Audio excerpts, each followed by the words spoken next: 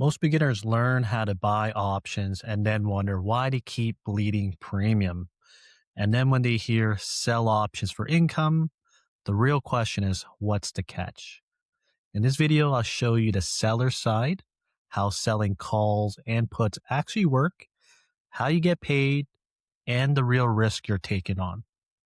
We'll break down the two core beginner setups, covered calls and cash secured puts, plus assignments and the common mistakes that catch beginners off guard.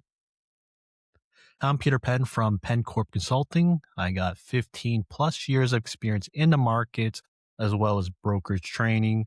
And my job is simple to help you understand your options. Yes, pun intended. This is part of my Moomoo options education series. So I'll be using Moomoo for all of my demos, but the concepts apply no matter what brokerage or platform you use. I've also split the video into chapters, so feel free to jump back to what you need or come back and review at any time. All right, let's get into it. Understanding option contracts, a seller's guide. As always, disclaimer, this material is for educational and informational purposes only and is not financial, investment, or trading advice. I'm just a guy on the internet.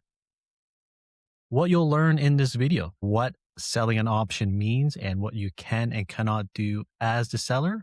Again, obligation versus rights, how sellers get paid premium and what drives option prices, intrinsic versus extrinsic value, how to read an option chain and quote for sellers such as strike, expiration, bid, ask, volume, open interest, IV, delta, etc.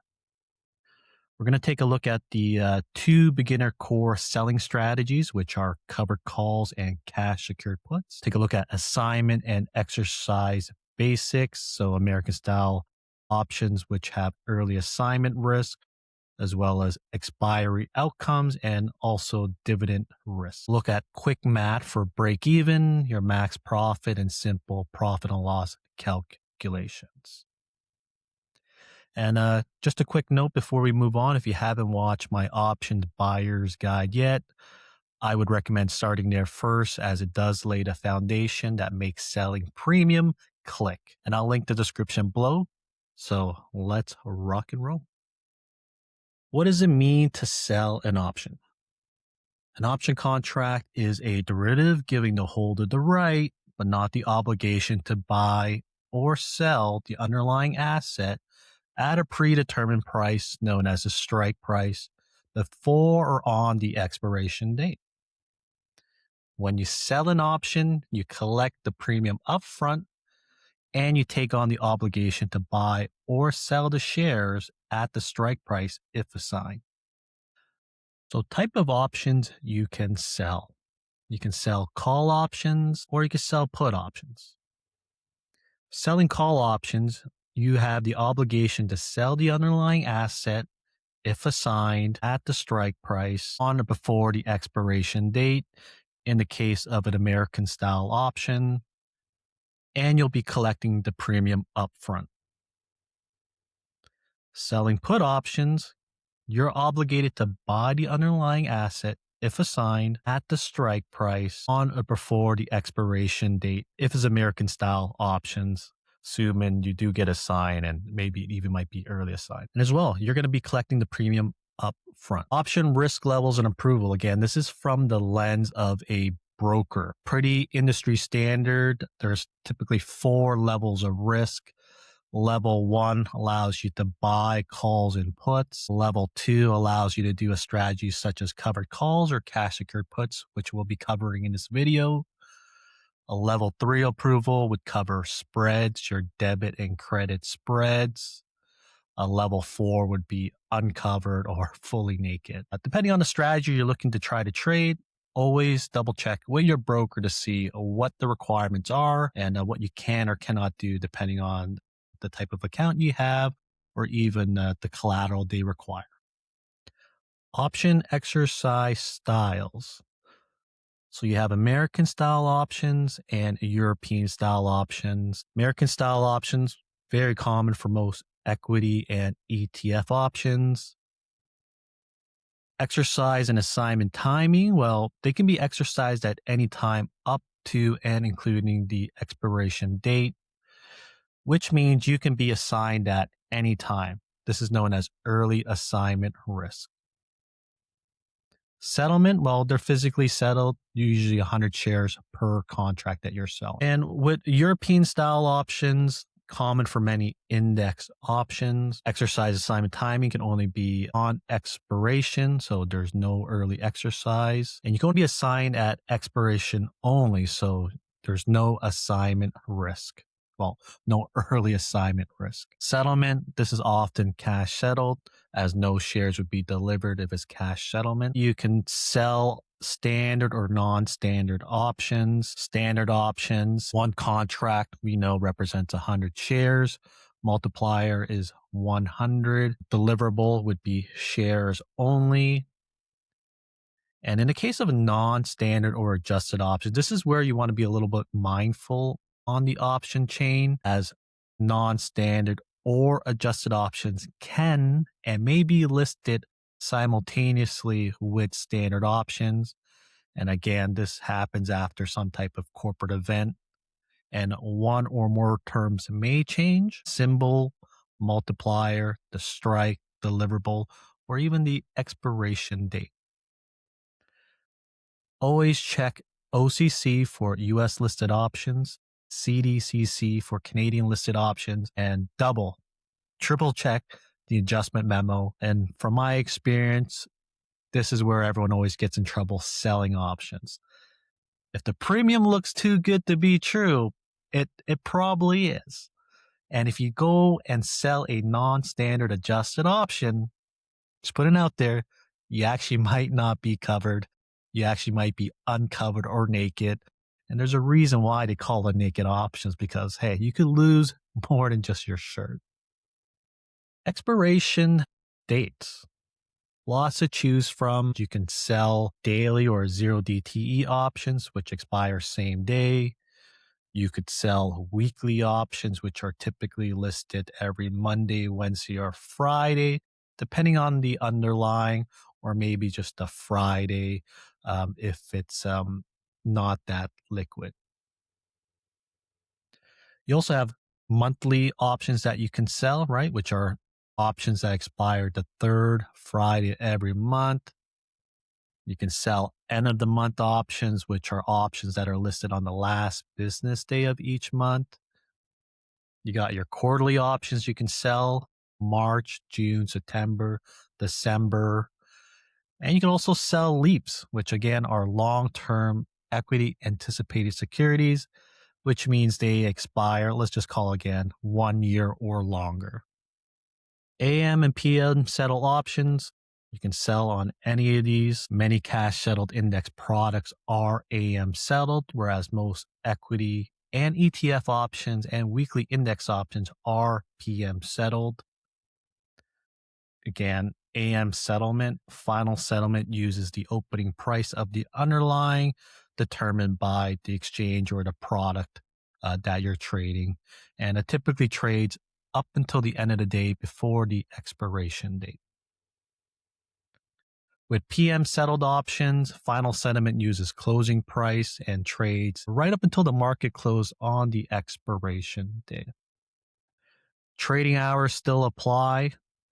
Options trade 9:30 to 4 o'clock Eastern Standard Time for something like a single stock equity, names like RY, TD, NVDA, or even a strategy. Equity options only trade up until 4 p.m. Eastern Standard Time.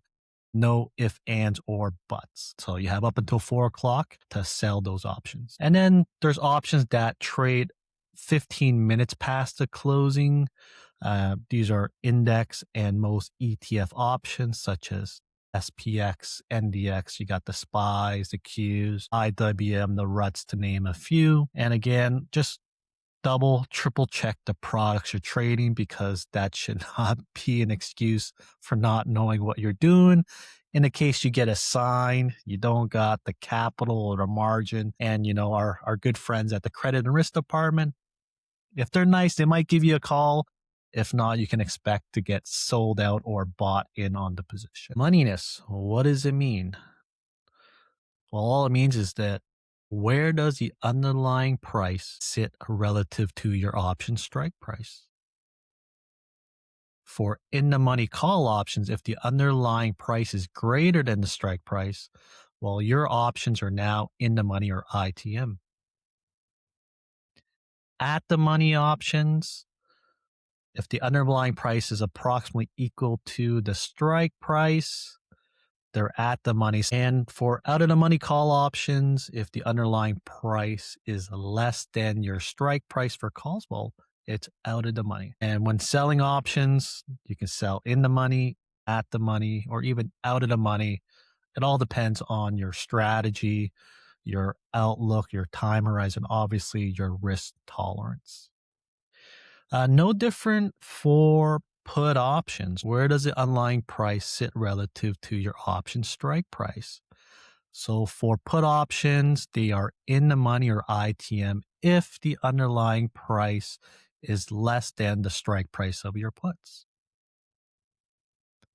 They're at the money or ATM if the underlying price approximately equal to the strike price. Because if you look at an option chain, sometimes the underlying might not be exactly, let's say again, $50 on the underlying and $50 on the strike price. Close enough, right? At the money. And for out of the money puts, if the underlying price is greater than your strike price, well, your puts are out of the money. No different for calls. Same thing with puts. Again, you can sell in the money, you can sell at the money, or you can sell out of the money. It all depends on, again, your outlook, your strategy, your risk tolerance, etc. Intrinsic versus extrinsic value. So an option premium is made up of two components. You got the intrinsic value component, and the other half is made up of extrinsic or time value. And various factors will influence intrinsic value, such as time remaining till expiration, the implied volatility, interest rates, dividends, and ultimately supply and demand dynamics. So essentially, selling premium is equal to selling the extrinsic value, the time value or time component. And as extrinsic value decays, it should decay towards zero as the expiration date approaches. And this is affected by the Greek data, which again, you should find on all broker platforms, pretty standard. To work out intrinsic or extrinsic value, pretty simple. If you look at a call option, you're going to take the underlying price less the strike price. An example, if the underlying is trading at $60, you have a 50 strike, that difference will give you $10. So there's $10 of intrinsic value. And if the premium on the option contract is trading at $12 on the option chain, if we know that it's trading for $10 of intrinsic value, well, the difference is $2. So there should be $2 of extrinsic value. And if you sell those call options, you're going to get $2 of extrinsic value up front. For puts, pretty simple. You take your strike price less the underlying price. We'll keep with this example. If the strike is 50, underlying is trading at 60, well, there's no intrinsic value, it's zero. And if the option premium or option contract is trading at $3, we know that there's no intrinsic value.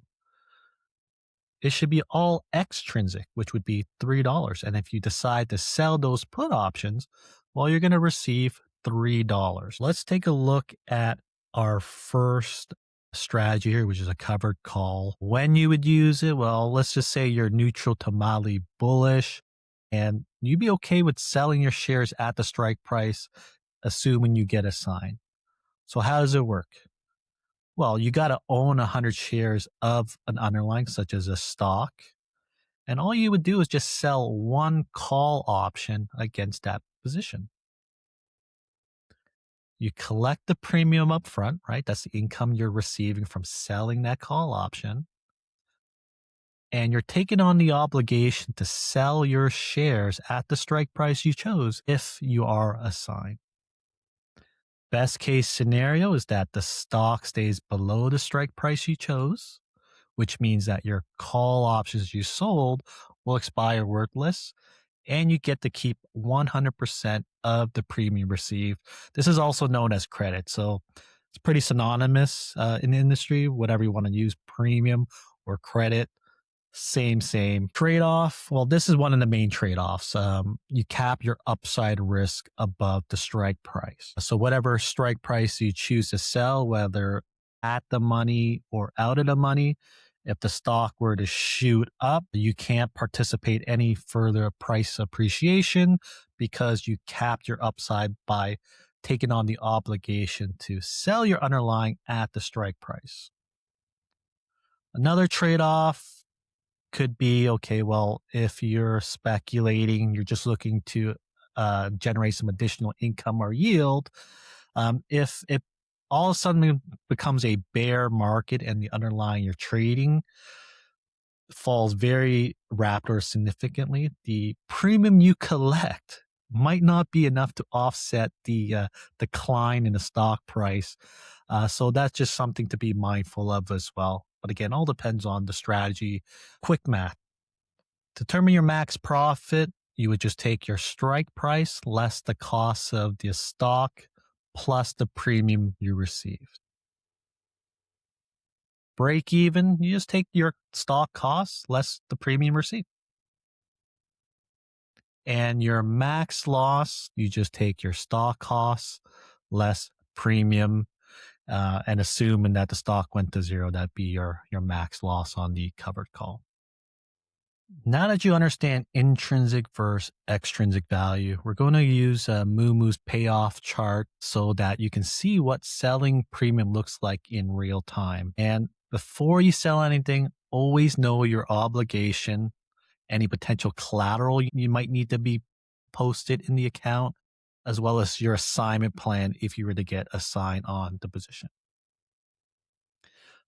Jumping into my Moomoo platform here, I have MU up right now, Micron, which we can see trading at 338.67, down 712 or 2% for the day. There seems to be a large memory shortage, and myself being a computer nerd, this is one of the companies I do like to track. So you got your MU, SanDisk, Western Digital, Seagate, all those storage drive players there. But again, MU, one of the bigger players, and let's assume I was bullish on Micron. I wanted to sell a covered call on an existing position. Or if I didn't have an existing position, I could go ahead and buy 100 shares and simultaneously sell a call option against it. Again, this is known as a buy right. Let's take a look here. I'm just going to click on the option chain. This will bring me into my option chain. And just for the sake of the demonstration, I'm going to switch just to the call options. And for the call options, let's say we want to go out. Let's do something here, 45 days, which this is the February 27th weekly option expiring 45 days from now. MU trading at the 338. So let's say I buy 100 shares now, and I want to sell maybe something about 5% out of the money. I could do this one here. So I could just sell a 355 out of the money call option. I can get about 21.95 right now for them. So I'm just going to click on the sell order, and on the bottom of my Moomoo platform here, you can see that it creates a sell order for me. I would sell one February 27 45-day option with a strike price of 355. These are call options. We're selling one contract, and right now I could get about 22.45 for them. Let's add shares as well here. I'm going to add shares. We'll say buy 100 shares of MU at whatever price. So this will give you the net cost of your shares. So assuming I can get filled on the out of the money calls and the shares, my MU position would be about $316 per share. But actually, let's take a look at the payoff diagram that I wanted to show you guys here. Looking at the P&L chart or risk analysis, however you want to call it, you definitely want to get familiar with this visual here. This allows you to kind of have an idea of what could happen to your position based on whatever adjustments you want. If the underlying goes to X price, what would happen? If there were changes in implied volatility, what would happen to the position on my calls as an example?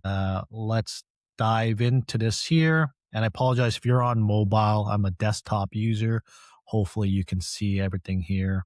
Taking a look at this P&L chart here on our FU covered call or buy right, assuming we don't own the shares, I'm going to buy 100 shares of FU and simultaneously sell an out of the money 355 call. We can see that in the platform here, we have 316 as our break even, which also shows here 316 for our break even. If we're selling 355 calls, this would be our max profit we can make, which on a covered call, the most we can receive is the credit or premium received. And if the stock goes anything beyond that, we cannot participate in any further upside on the stock. So again, that's one of the trade-offs if you are going to be selling a covered call.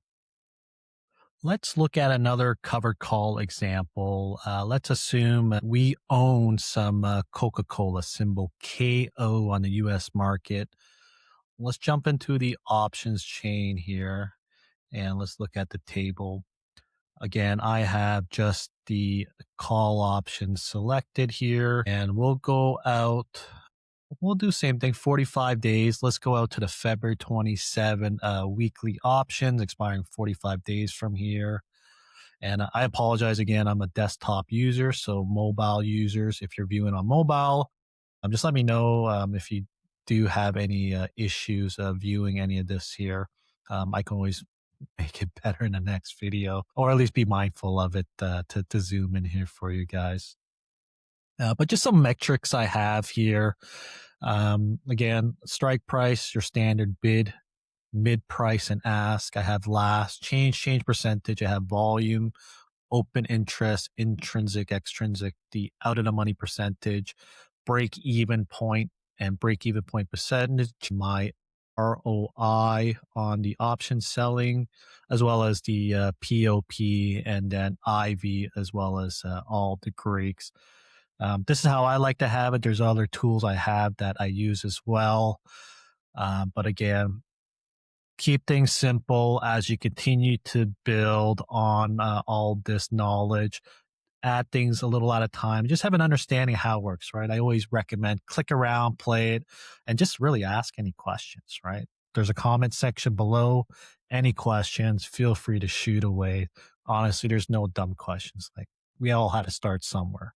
I completely understand that for someone that's worked in the industry for quite some time. So no dumb questions. Drop them all below. Okay, going back to our KO, we're going to assume that we own 100 shares.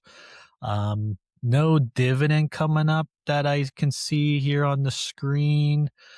So let's go again. We're going to sell the February 27th. KO trading at $70.89 and change. It's up 0.5% today. And let's say we'll go kind of like 5% out. So this is a 74 strike. And let's just click on the sell, or it's the bid, right? If you set the bid, this will generate an automatic sell order for us.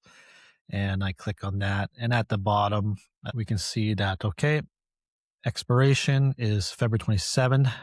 Weekly options 45 days out from now. Strike price 74 strike. Obviously, these are call options. We're selling one contract, and if selling one contract at the $74 calls, right now they're kind of priced at 69 cents, close to what the kids call, right, like 6-7. Well, hey, we got 6-9 and all the other good numbers here. But yeah, 6-9, which just means that if we do sell, if you were to get filled at 69 cents, we would make $69 per contract. Don't forget, one contract's 100 shares. It's also known as the multiplier.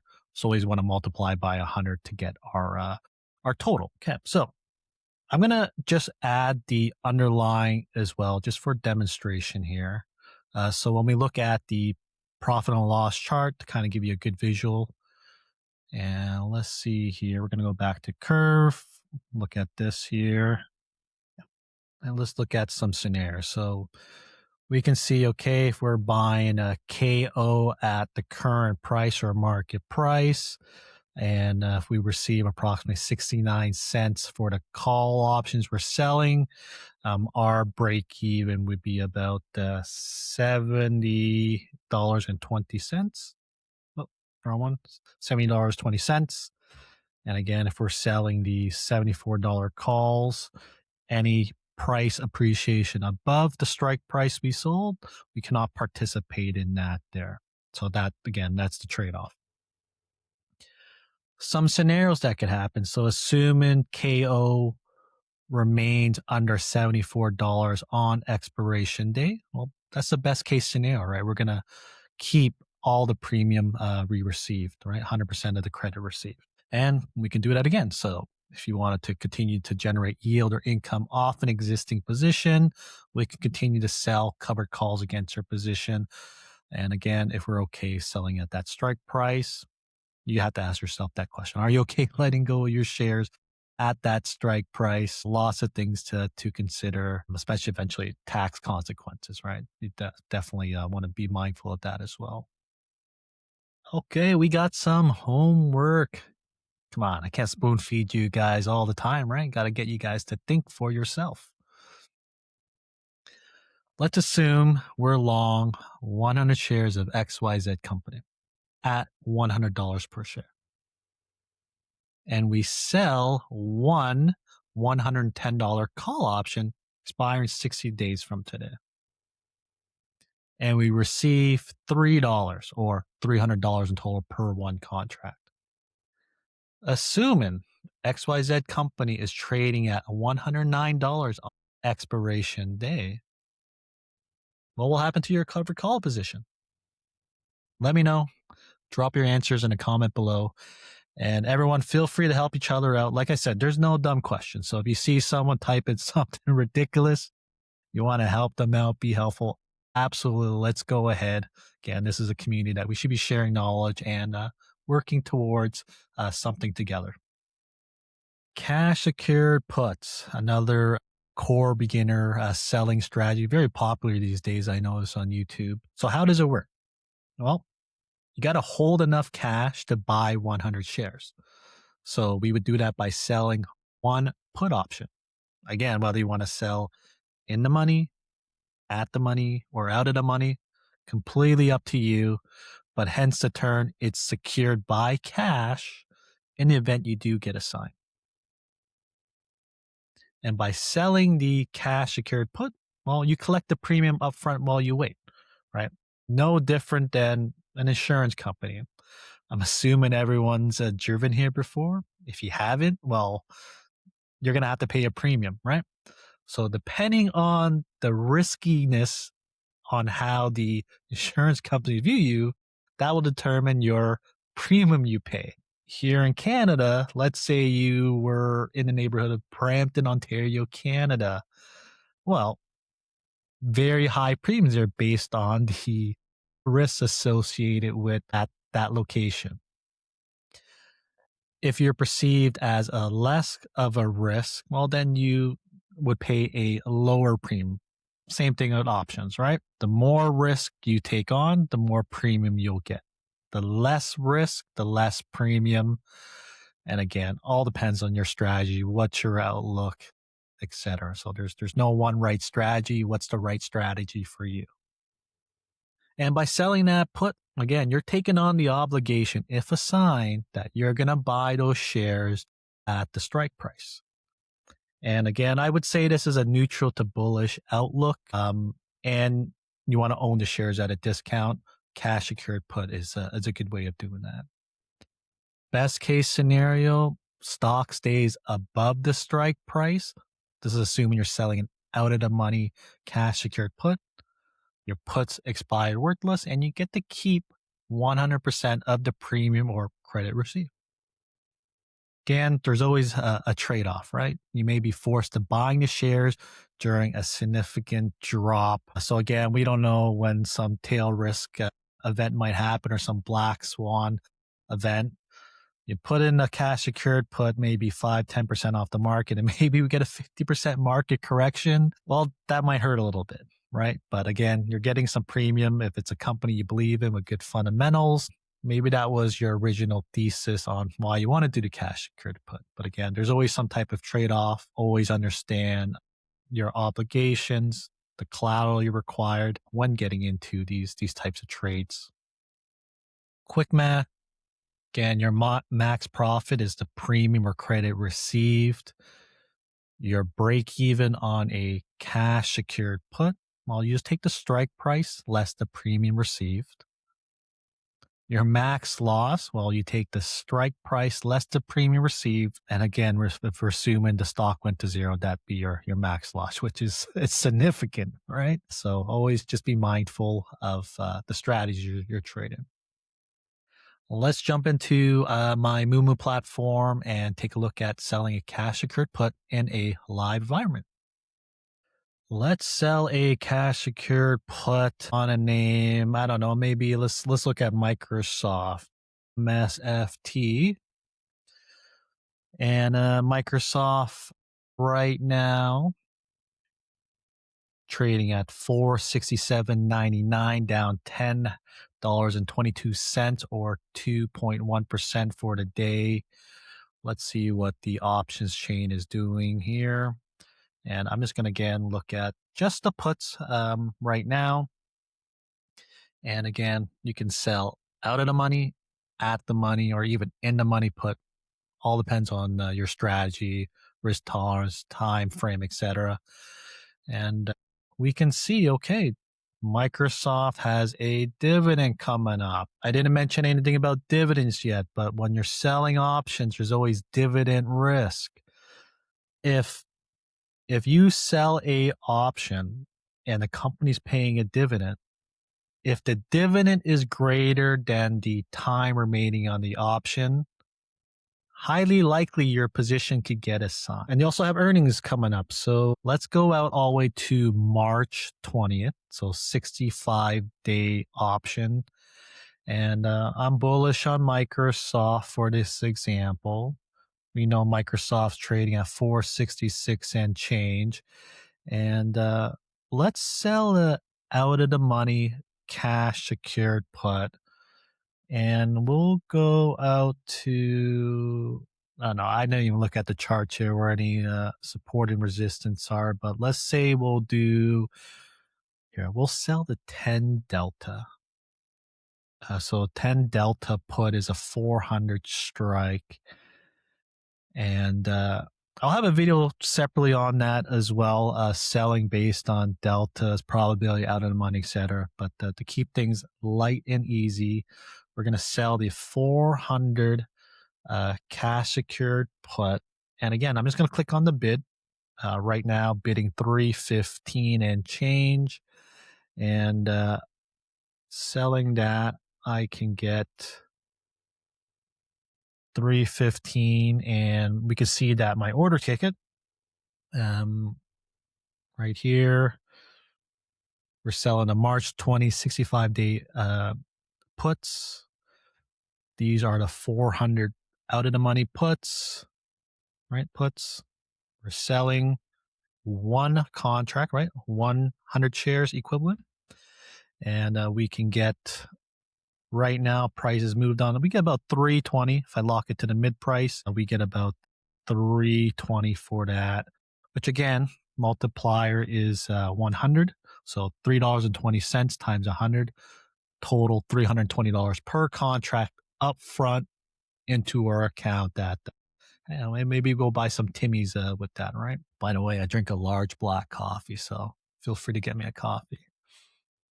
Looking at the P&L diagram or risk profile here, you can see that by selling the 400 out of the money put options or cash secured put, this is the most we're going to make, which is the credit or premium received here. And anything beyond that, so assuming we get the underlying assigned to us, Microsoft drops 400 or lower on expiration date, or someone just decides to exercise their put options, we get put the stock. We're obligated to buy at $400 a share. If Microsoft continues to go lower after we are assigned, well, we're going to take on some additional losses, right? And the premium we get to reduce our adjusted cost base might not be enough to cushion any further losses. So again, just want to be mindful of that there. Best case scenario, if the underlying, Microsoft in this case, is trading greater than $400 expiration date, we don't get early assigned, well, we get to keep 100% of the premium or credit received. And if you want, you can rinse and repeat. Not financial advice, but again, you have that option to do that, pun intended. We could take a look at another example of a cash secured put. I'm just trying to think of a name. How about silver? Silver's had a good run. We'll use the ETF SLV. And let's go right into the options chain. So I can see silver trading at 79.38 and change, up to 15 or 2.8% for the day. And I'm just going to quickly look at this chart. Let's say there's some potentially support here. 75 and change is above this gap. So let's see if there's a 75 strike that we can sell here. Let's go to the option chain, click on the table. Let's go a little further out. Let's just do the March here one. The March 65-day DTE option. We'll go with the 75 strikes. And okay, I can see there's a little over 1,000 contracts traded today, almost 3,000 open interests. Let's sell those. Click on the bid, currently $650. If we hit that bid, we get about $650 per contract. You can see Moomoo's already created a order ticket for me. But let's actually take a look at the P&L diagram or risk profile. We can see that, okay, if we sell the $75 out of the money put, the most we can make is the premium or credit received. If we happen to get early assign or on expiration date, if your options are in the money, we're obligated to buy 100 shares at $75 per share, right? And if we do get assigned, we're holding the shares. Let's say silver does crater back to, I don't know, $60 or whatever price it is at that time. Nope, wrong way. Our position would start taking on some heat. And again, the premium you receive from selling the cash secured put might not be enough to offset any further declines. But again, just something to be mindful of, not financial advice. Best case scenario, again, if the underlying is trading at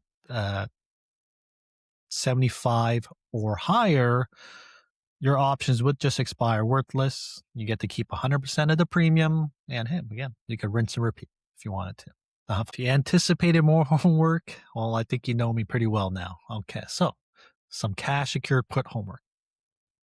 Assuming ABC company trading at $50 a share right now. We sell one $40 put option expiring 60 days from today, so they're out of the money. The premium we receive is $2 or $200 total. Let's assume ABC company is trading at $39 on expiration date. What will happen to your cash secured put? Drop your answer in the comments below. Looking at the Greeks, which is what moves your premium from day to day, we're going to take a look at it from a seller's view. So with delta, when you sell an option, you're short delta exposure. If price moves against your strike, well, the option premium can move pretty quickly.